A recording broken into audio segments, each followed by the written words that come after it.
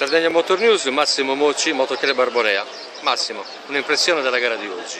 Allora, gara di oggi molto bella, forse l'abbiamo un po' sottovalutata e ci aspettavamo qualcosa di più rilassante, però bella guidata, bellissimi posti e niente, insomma, mi sono divertito, come d'altronde in tutte le gare.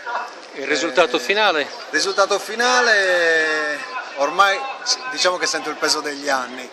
E poi la ciliegina sulla torta è stata l'ultimo fettucciato dove ho dimenticato gli occhiali da vista, praticamente sono orbo senza occhiali da vista e quindi sono andato a sentimento così. Li levati appena prima per dargli una pulita? Sì, li ho levati appena prima e niente, li ho lasciati proprio all'assistenza, me li hanno ridati dopo, però ormai era fatto.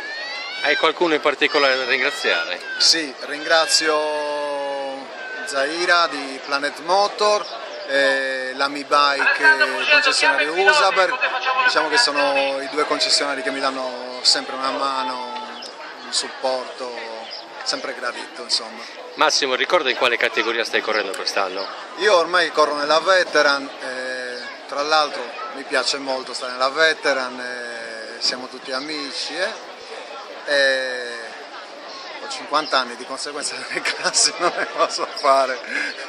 È puro spirito di divertimento, Esatto, non agonista. ormai le prendo per quello.